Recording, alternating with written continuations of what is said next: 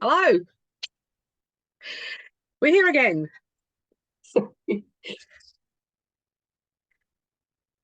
Centre and bring in your inner Mandalorian. I think I might bring my inner TikTok croc. So, what are we going to be talking about today? Today, we're going to focus on Jedi, not Darth Vader. Yeah, absolutely. I know which side I'm going to be on, and that's Yeah, Jedi. yeah.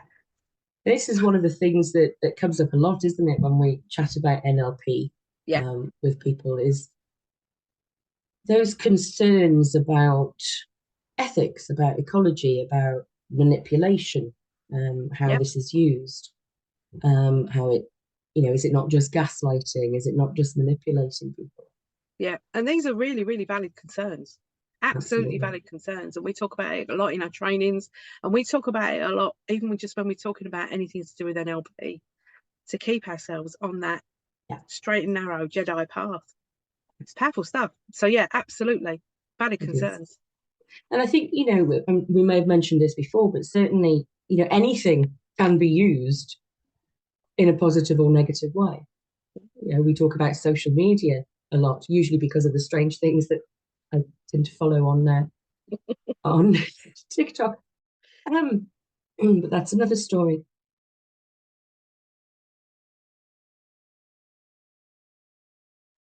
Social media can have great benefits, but it can also be really damaging. Yeah, yeah, And the thing that always stuck with me around NLP was always coming back to the intention. What's your intention when you're using it? What's the intention of the person wanting to make whatever change they're wanting to make? mm-hmm. What intention lies behind that? You know. So if somebody was wanting to change how their partner behaved, Yeah, how do I do X to make them do Y? Okay, so what's the intention that's lying behind that then? yeah. Because we hear it a lot, don't we? I want to change somebody else. They're not right. I need to change Yeah, them, or they yeah, need to change. So what do I need to do to make to sure they change do them. what I want them to do? And the intent there is completely incorrect. Yeah. Completely. And we always come back to, don't we? Because I know we've both had situations where we've had that from clients. And Mm-hmm. once we've started exploring this and digging deep and go on to work with the client, it's actually them that starts to change. And then they start to see that as they're changing, Yeah. oh my, the people start to change as well. How does that happen? How does Yes, that happen, Jackie? that's very interesting, isn't it? Because when we change, because the thing about NLP is all about the influence that we have. Yeah. So NLP, learning NLP and doing the things that we do and behaving in the way that we do comes to a place where we know that we have influence in everything that we do, influence in everybody that we're with, influence in every situation that we're in. So because you understand that you have influence, that's a huge responsibility, which brings us back to the intent and making sure that we're doing things for the right reasons, in the right way, for the right outcome. Yeah. And the influence that you have is enormous. Once people realize, the people that we've worked with, the people that we've trained, our clients from coaching, we bring about that awareness, don't we? So being aware that you have all of this influence suddenly gives you that, oh, okay, so if I change something, everything else changes. Um, I've just thought of a particular metaphor, and it's the carrot, egg, and coffee bean story. So some people might have heard of this, and it is about influence. So you can choose to be a carrot, an egg, or a coffee bean. And if you choose to be a carrot, that's fine. If you choose to be an egg, that's fine. If you choose to be a coffee bean, that's fine. All three of them will react differently to the same environment. So your carrot goes into boiling water, quite stiff and hard, and comes out soft. Your egg goes in quite soft, goes into boiling water and comes out hard. And your coffee bean goes into boiling water and influences the water around it and turns it into coffee. Mm-hmm. So basically, we're all coffee beans. But if you decide that you're the carrot in this world, everything that comes at you, the hard times in your life, you may be hard at first, but it turns you soft. Yeah. If you're going to be an egg in this world, just soft, all those things that come at you in life can turn you hard. Why not be the coffee bean? Realize that you've got huge influence and therefore can influence everything around you. So that's kind of like a metaphor that I always think of.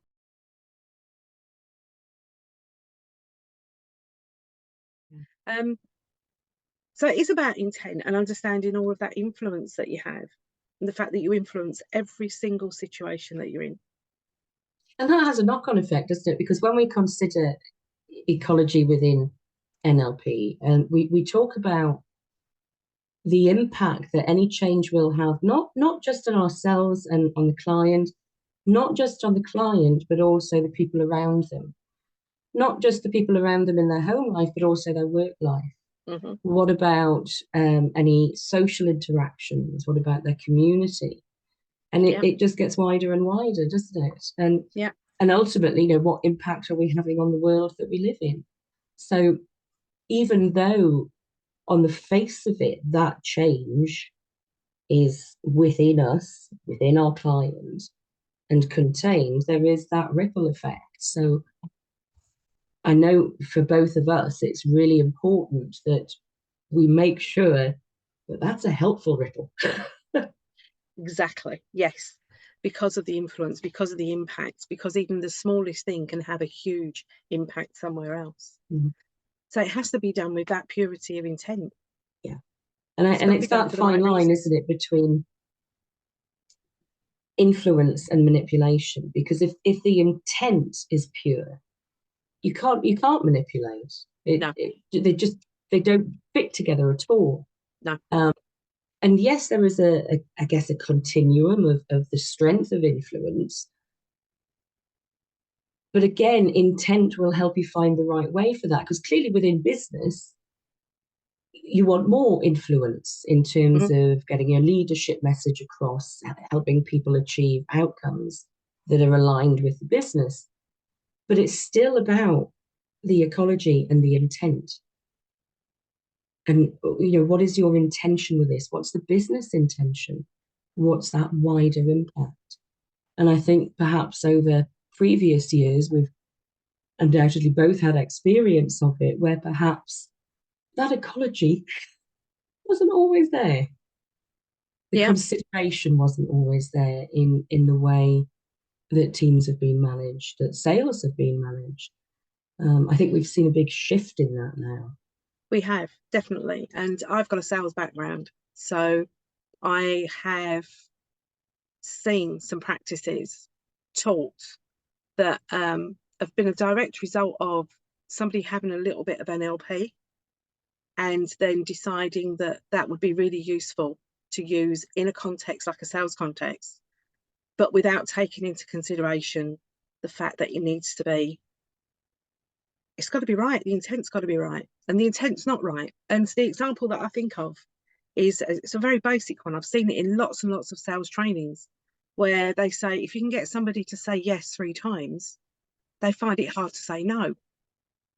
So the intent there is obvious, to get somebody to say yes when actually they don't mean to say yes. You're just making it hard for them to say no. So it's easier to push them into saying yes to something that they don't necessarily want. The intent is obviously wrong. Yeah, in that context. In that context.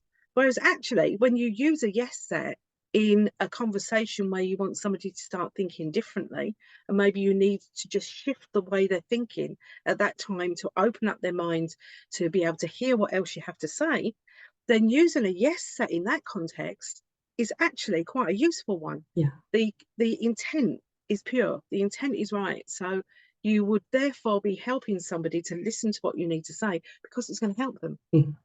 And I guess even in a sales context, depending on what your driver is and what your intention is, if if you are selling a product that you know is going to absolutely benefit that Yeah. client, then a yes set can be really helpful in opening their mind to possibilities.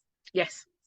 But if your intention is, I'm selling this product because I need to get a tick in the box and I need to put money in my pocket or sales points on the board or whatever it is, then we're talking manipulation, aren't we? Exactly. Yes.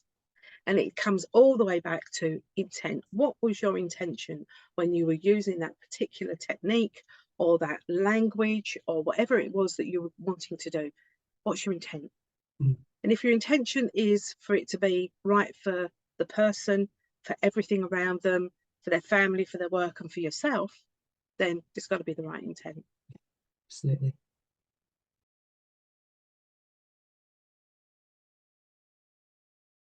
Have you had any experiences where,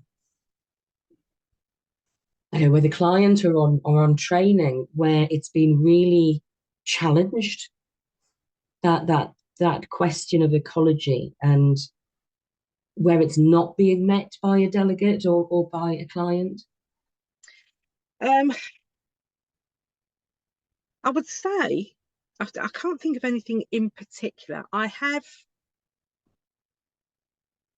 seen poor use of NLP. What I can't say is when I've witnessed poor use of NLP, that I'm not a mind reader, so I don't know if the intent was good or not. So I could be seeing the right intent but poor execution. Yeah, of course. Because that can happen. Um, I don't think I've ever come across poor intent that I've observed. However, this particular question does come up all the time. Mm-hmm. It is that thing that we talked about earlier, which was maybe somebody comes to us with an issue in their personal life and see it as somebody else's issue that needs sorting out. So they Yeah, come fix to them. us to help to fix them. And that's where our understanding of intent means that we influence that situation to make sure that whatever changes might be required come from the right position, from the heart, from where it should be. In trainings, definitely come across people that have stumbled over this bit. And it sometimes takes a little while to understand what we mean by intent. Because I'm very conscious of the fact we're using a lot of NLP words and Yeah. language that's very common amongst those that have learned this. So therefore understand the full meaning behind the language we're using. And So sometimes NLP has taken words and given them a different meaning as completely, well. So exactly. So actually, essentially, what we're talking about here for me is it can take some time. I've seen it can take some time for people to grasp the concept of intent. It's not a word we use every day. What we do use is words like intentional. Did you mean it? So it's all about what do you mean? What is it? What is it you actually want to achieve? In NLP, we talk about intent and outcome. So it's what is it that you're actually meaning by this? yeah, What is it you want to get out of it? What is it you expect to happen at the end of it? And questioning those two positions. it's thinking about that driving force behind it. What Yeah, is it that's pushing you to make this change or to request that outcome? yeah, And it's very often when we're having those conversations, and we have them always with clients, it's not a situation where we would say, I'm a little bit concerned about somebody's intent here regarding this, yeah, so I'm going to question them deeply. We question deeply whatever it is, because very often what a client is initially thinking that they need to change is simply the presenting problem. It's what's on the surface.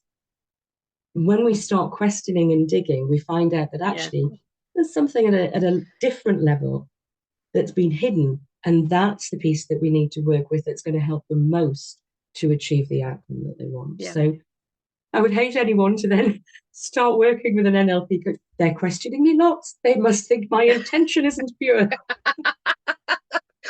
We do this irrespective of that.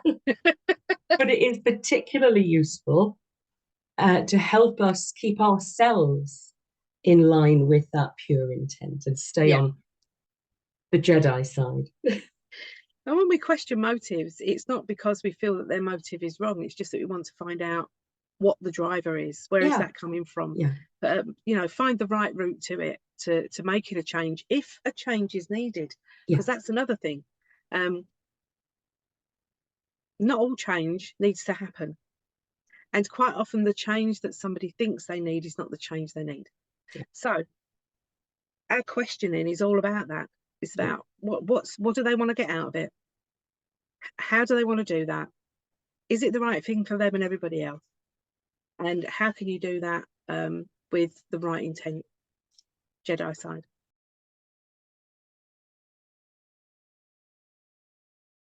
And one of the things that I find clients often don't, and delegates as well, often don't connect with at first is what things are they not going to have when they make this change? Because the focus is very much on, I want this to be the outcome. This is what I want. Okay, so if you get that, sounds lovely. What are you no longer going to have? Mm-hmm. That you don't want to lose. Because there may well be something in there that you don't want to lose. Mm-hmm. And it's important to explore that. Yeah. And again, that can lead to, is there a different way, a more helpful way of delivering that change that will still allow you access to what you don't want to lose? Mm-hmm. Mm. Yeah.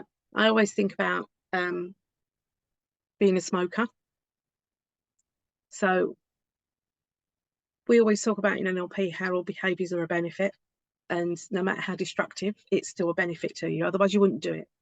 And smoking is a benefit to those who smoke. Yeah. I've been a smoker, so I know exactly what that's like. And you think, no, you're not allowed to say that. You're not allowed to say that smoking is a benefit. No, that is oh my God, strike off. But no, exactly. But if it wasn't a benefit, smokers wouldn't smoke. Yeah. So If you didn't derive some benefit from it, you wouldn't be doing it. Yeah. And whatever that benefit is, you have to be able to keep in some way if you want to not smoke. So you have to be able to keep that benefit in some way if you don't want to smoke. That's exploring the question of what would you lose that you don't want to lose.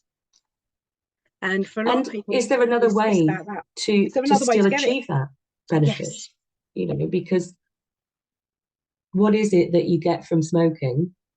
What is that benefit? What is the intention behind it? What is it Yeah. that you're trying to plug here? What's the gap that you're filling? Yeah. Because that gap will still need to be filled. We can't leave a void. Yeah. But Nature is there a doesn't more like a void. helpful way to fill it? Mm-hmm. So that questioning becomes so important, doesn't it? And all of it comes back to the ecology, the ethics. Yeah.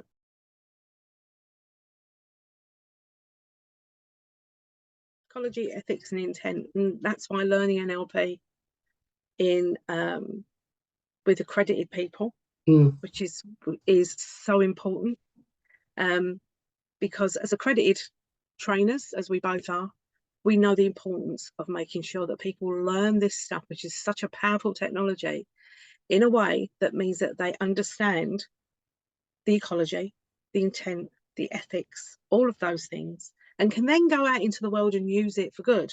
Yeah. Being And we Jedis want to out see in the that world. demonstrated, don't we, in Totally. in the training. So certainly it's a part of the assessment is how are you demonstrating that ecology, that positive intent throughout your intermingling with colleagues, with other delegates, throughout practice sessions? How is that being demonstrated? And it is a key part of the assessment for any certification within our NLP.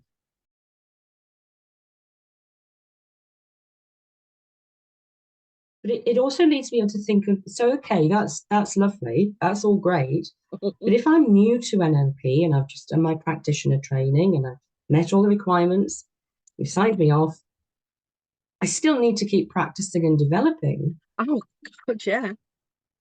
as we still do, even as trainers of this and having done it for years, there's still things, we want to practice, refresh, develop, use in a different way. How do we do that in a safe environment? Because we don't really want to use people as guinea pigs, do we? No, they are humans after all.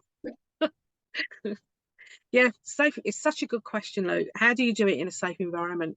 And what's great is you can set up practice groups. There's loads and loads of practice groups that you can connect with no matter what training you're doing. You can always stay connected to the people you learned with. You can do, well, we have our boot camp. Yeah. We've got our boot camp every month. So we do an NLP topic every month that people come along to.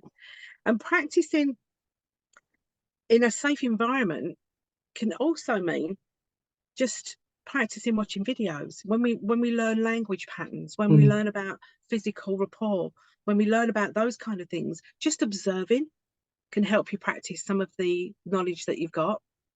And assisting on trainings is another great way of doing it.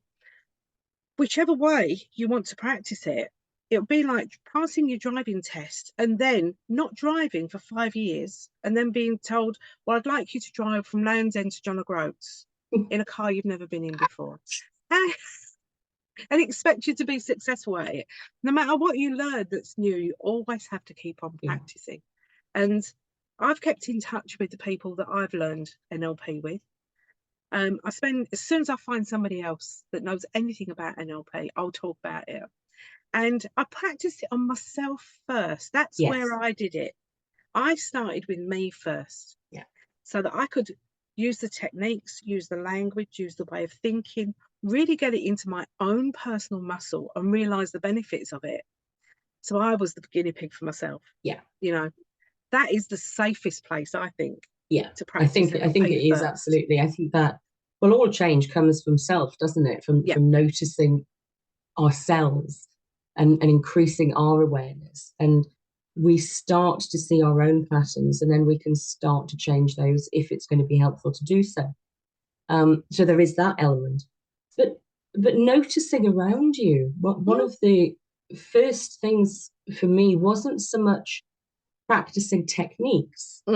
It was just starting to notice more, starting to recognize particular language patterns. One of my trainers, I remember recommending, and we don't, I suppose this was of its time because we don't see people with newspapers as often now, but spotting language patterns in text, in newspapers, listening to political speeches are just an absolute joy for anybody. Because irrespective of whether they'll admit this or not, you can guarantee the people influencing the content of those speeches have studied NLP. And, you look at, I suppose if you looked at, to get political here, but to contrast, say, an Obama speech with a Trump speech. Both NLP, both language patterns from NLP. Intention, I would mind reading to a degree, but I would suggest is considerably different. And that is one influence, is one manipulation. One may be strong influence, going to exert a really strong influence, but it stays before the line. It doesn't cross over the line into manipulation. And I'm not going to say which is which. I'll let anybody viewing or listening make up their own mind about that. But it's the examples are out there, and particularly with language patterns, I found that really helpful. Just take an article in a newspaper, or whether it's the actual paper itself. Because I love that, because that was highlighters out and color coded. Not really. Well, I suppose you could on a screen to some degree, but it's not the same as holding a highlighter pen. There's lots of examples out there. Your friends, your family, you start noticing. I would have the caveat to do that discreetly. Otherwise, you do get a stop NLPing me comments directed at you. Just saying. if you kind of reveal your intention if you start asking questions and maybe looking in a certain way, just listening, just literally Listen. listening Yeah. to somebody talking and just noticing those patterns, noticing the kinds of things that they say. What we learn in NLP is that those patterns reveal other information. Yeah. It's what we see, what we hear on the surface reveals a lot of what's gone on behind that, and just practicing and observing that doesn't mean to say that you can sit and listen to somebody and then have a conversation afterwards to say, well, I thought that you actually meant this, this, and this, you know. No. But the more the act of noticing and listening and watching means that you practice watching and listening and noticing, Yeah. because that is one of the core skills for anybody that's using NLP at any point. And I guess any As a work, coach, we spend all our time listening. yeah, and any work with a client in that respect is Yeah. those skills are invaluable. And it's when you start identifying those language patterns, it leaves a little trail of clues. Mm-hmm. And it's important not to mind read. Oh, well, they said this, so absolutely this means. Yeah. No, we can't say that. Notice it. Notice the pattern. Notice what isn't being said. Which bits are being left out? Is there perhaps any evidence of any other filters that are going on? So it underpins so much in life, and not just in NLP, in so many other fields, that it's invaluable to just take the time to notice. Yeah. Notice, listen, be aware. And even for yourself, notice, listen, and be aware of yourself always. I was working with somebody recently, and had the opportunity to work with them extensively over a continued period of time, over a number of days. And I spent most of my time just listening. And when something came up, when it just kind of signaled to me that it was like a little door. To me, it's like a little door that slightly opens. Okay, so I've seen a pattern there. I've noticed what's going on. I'm now going to go back and ask a question about that. So, I noticed you said so and so. Can you tell me a bit more about that? Or, let's explore that because that's interesting. And then listen some more. Yeah. And you can start, and just by having those questions as well, just by doing it conversationally, you bring awareness in the person that you're talking to. Absolutely. And you see little light bulbs going on. It's like, oh, I wasn't aware of that myself. And what the nicest thing is, when after a few days of talking with this person, they were reflecting back the things that I'd been saying. It's just like you say, Jack, and I've been thinking about doing it like this, and now I'm doing that, and it's raising that awareness conversationally as well. The intent for me was to raise awareness, which was a purity of intent, and so that person can then go on and do more work on themselves. And that's a powerful gift to give someone, to enable them to notice more about themselves, to notice their own patterns. Mm-hmm. And you can't begin to make any changes without that initial step, can you? No. And you can't begin to see whether those changes are actually needed or are going to be helpful without that step.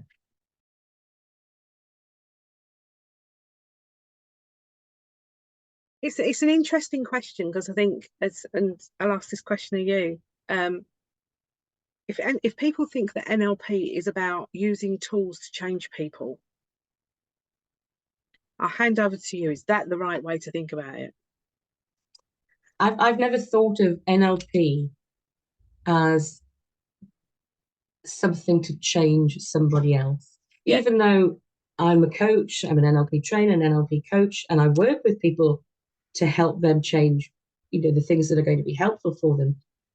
There are techniques within NLP that are fabulous for facilitating change.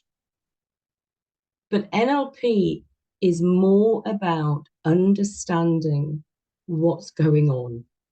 It's about the noticing. NLP gives you access to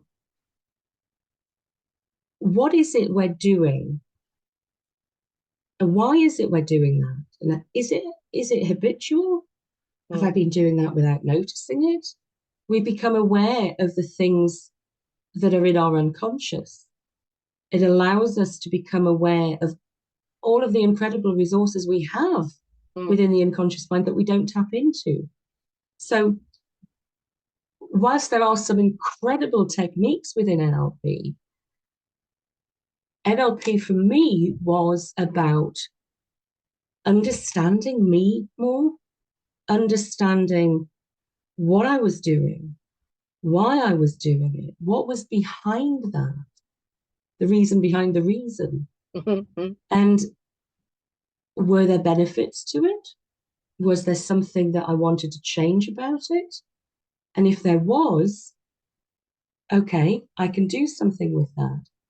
And interestingly, one of the things I found, first of all, was that it really shone a light on my understanding of relationships. So if there was somebody that I'd found it a challenge to get on with, I was able to shine that light on me.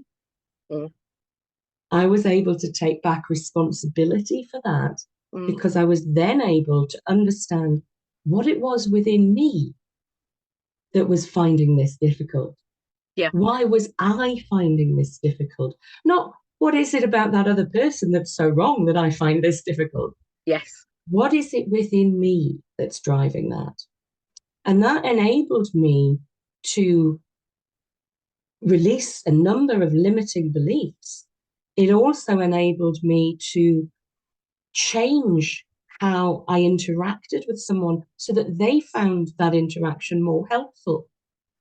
And it made it more helpful for me. And it comes back to what we started with, really, isn't it? It's coming back to that full circle. When we start noticing and making those changes within ourselves, my goodness, how does the world change around us? How many other people start to change as well? But that was the biggest thing I got, was that NLP, well, the definition, the attitude and methodology that leaves behind a trail of techniques. And it is that attitude of the, we're Jedi, not Darth Vader. We're not the dark side. And it's that curiosity to keep asking the questions. And all of those have formed a trail of techniques that can be really helpful. But they aren't without this first piece. Yeah. They aren't helpful without understanding self, without that noticing, without that. I think for me, it's a combination of humility and responsibility. It's accepting that, a lot of the time it may just be me. I'm not perfect by any stretch of the imagination, so I'm going to take responsibility for that one.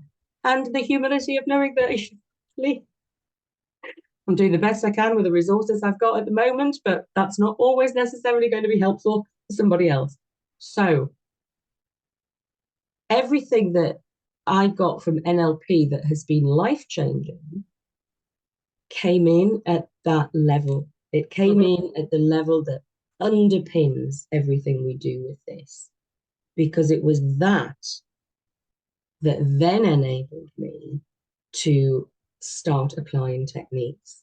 And if you don't get that depth of understanding, the layers that are in there, you can't. I don't believe I don't believe that you're able to then consistently maintain Jedi as opposed to the dark side. Yeah. Or it's very challenging to do so. Yes. So that would be my take on it. That yes, there are some phenomenal techniques, but they're just techniques. Yeah. They only work because of everything else that underpins them. Yes.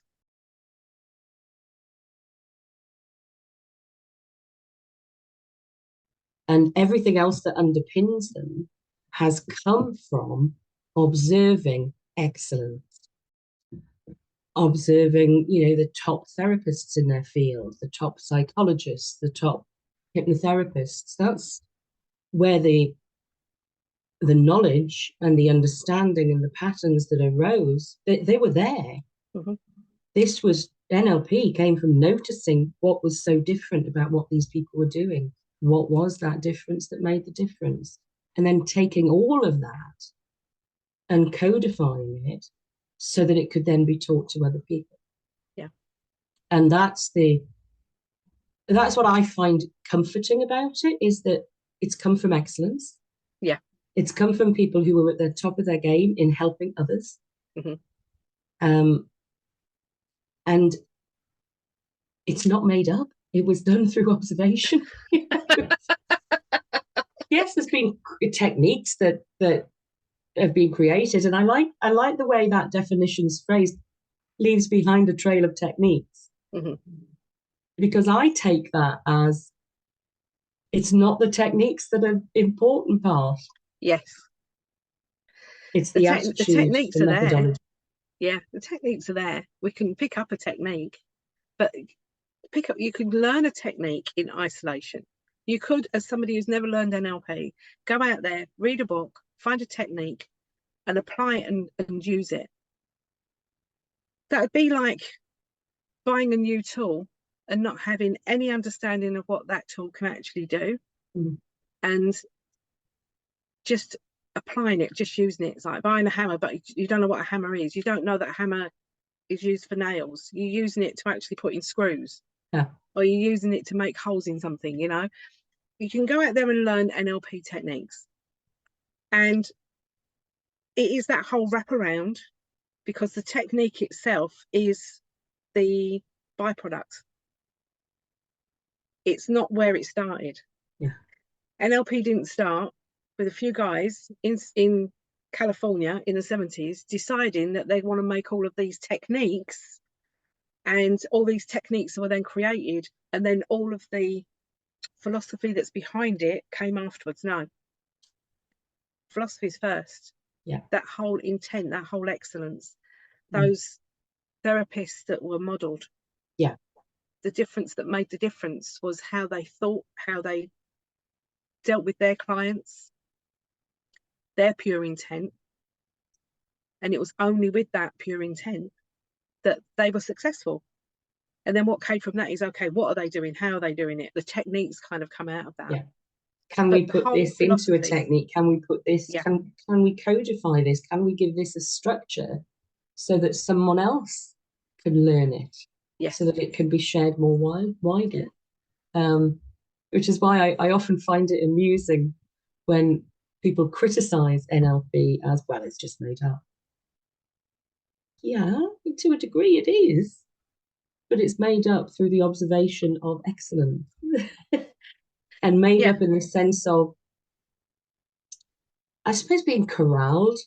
You know, there is that codification of it, putting it into a structure. Mm-hmm. But it was simply through observation. What is it that made certain therapists, certain psychologists, psychiatrists so good at what they did? Mm-hmm. Because not everybody who had completed the same qualification, or done the same years of study, was having the same impact. Mm-hmm. So what was it about them?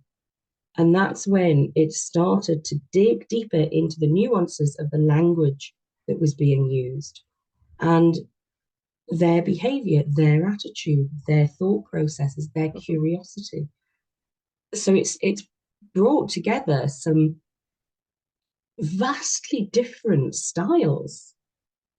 And when we think about two of the key, you know, when we look at the meta program and the hypnotic patterns, opposite ends of the spectrum, but some similarities and crossover that help you understand how you can use two extremes and beautifully, elegantly move between them to gather information, not just for yourself, but for your client, to just go, wow, it all makes sense.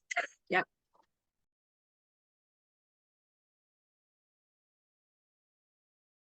And as Jedis in this NLP environment, we love nothing more than to teach the people that are our clients.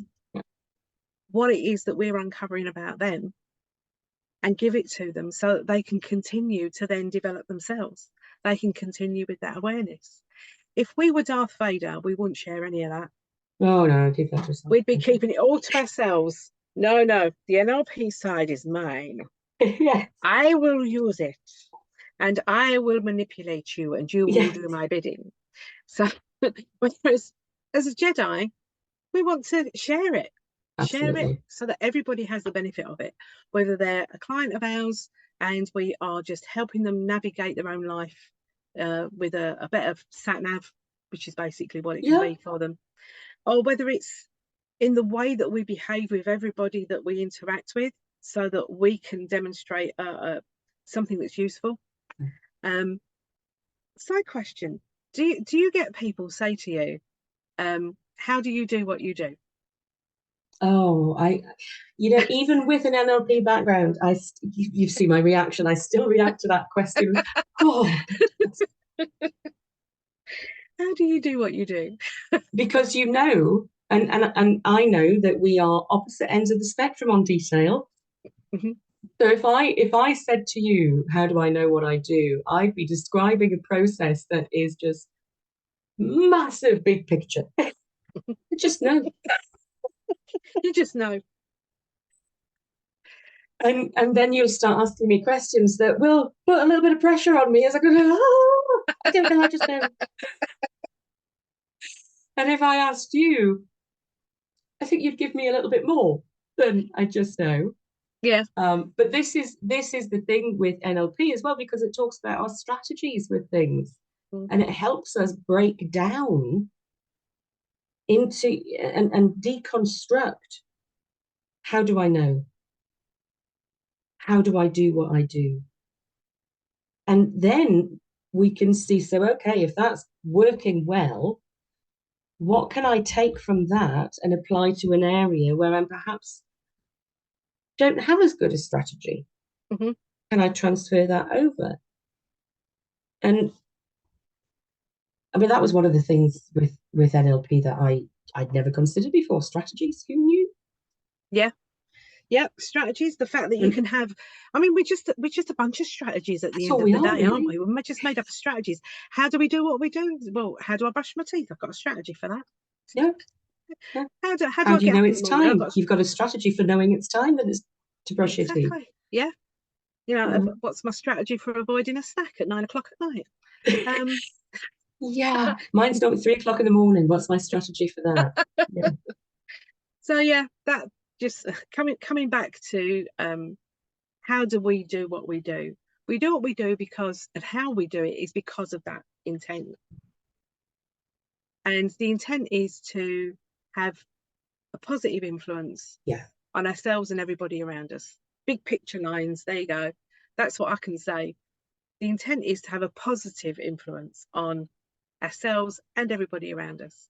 And what's wrong with that? I don't know Well, why you this wouldn't is want to it, do and it.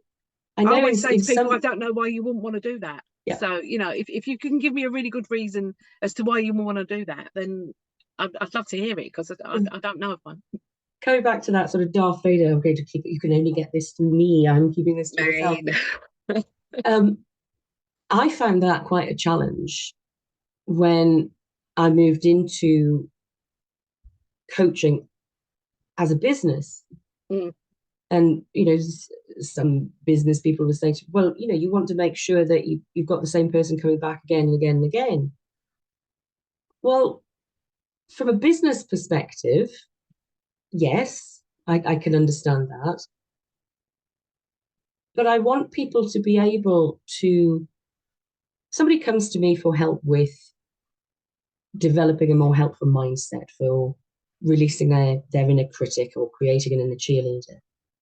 I want them to be able to take what we cover in our sessions and continue to develop it and mm, use it themselves so they don't have to keep coming back for the same thing.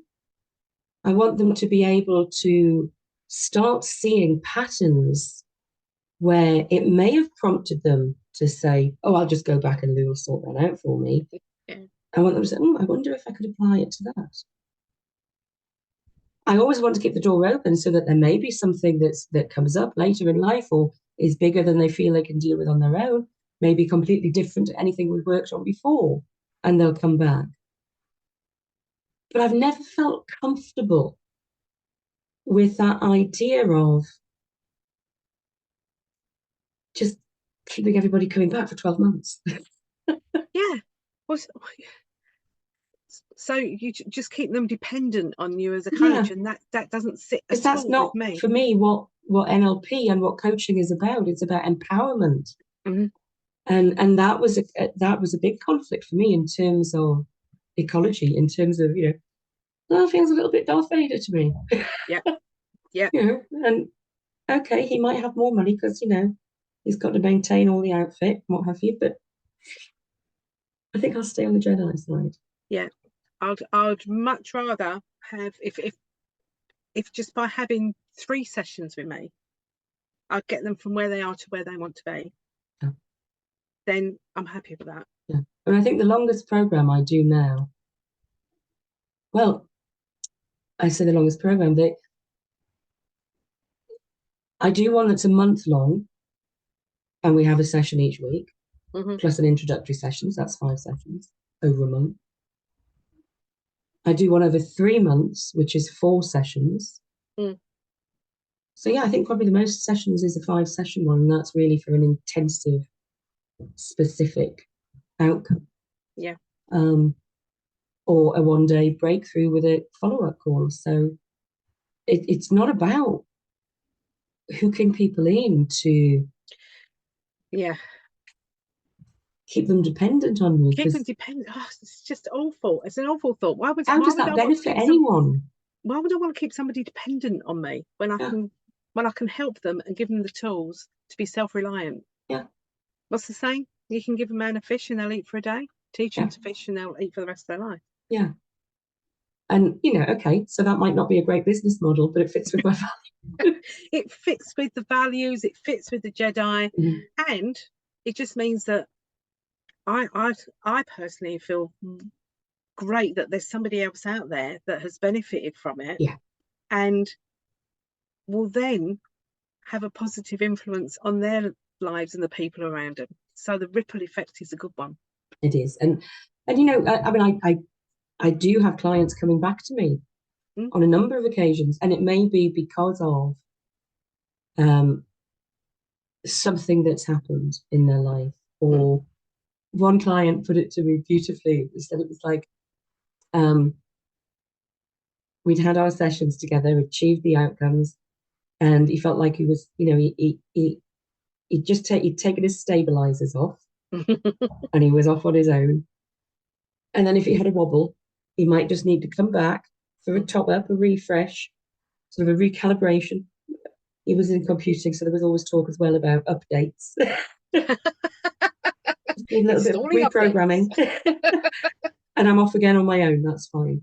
And, that's for a client who's worked with me through a Mm. program.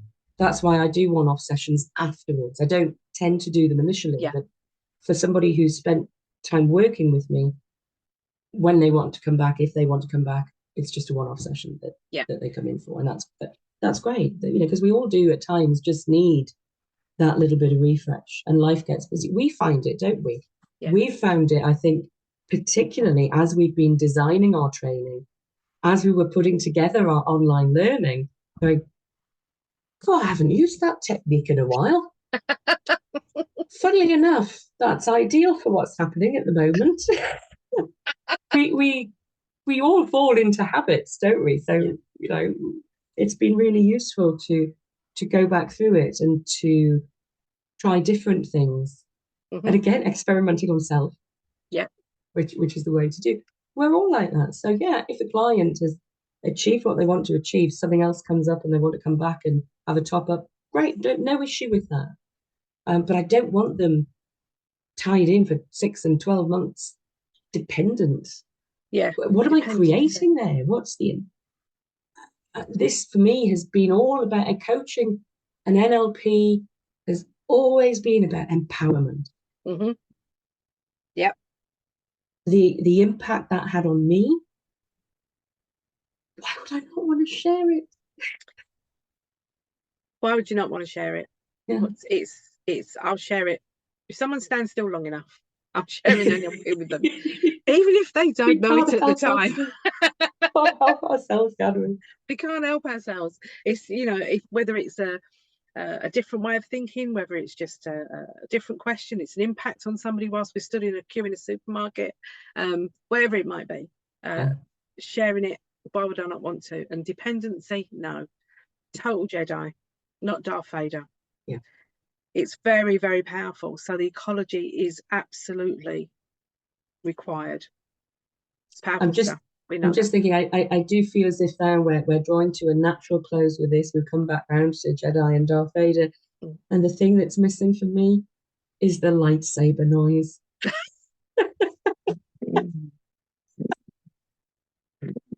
I wonder if I can actually put something over this video where I can have a lightsaber in my hand. Or if we have, Yes. a Jedi popping up here and a Darth Vader popping up there. Maybe a little Yoda somewhere in the corner. A What we little can Yoda and a absolutely, baby Grogu. what we can say is being a Jedi in NLP doesn't require a lightsaber or a brown suit with something tied around the waist. But what it does mean is that you have to have pure intent. Yeah, And that's where absolutely. it all comes from. Fantastic. Been lovely talking with you, Lou. All As things always, NLP we love. I just had an awful thought there that I hadn't clicked record. Going to stop now.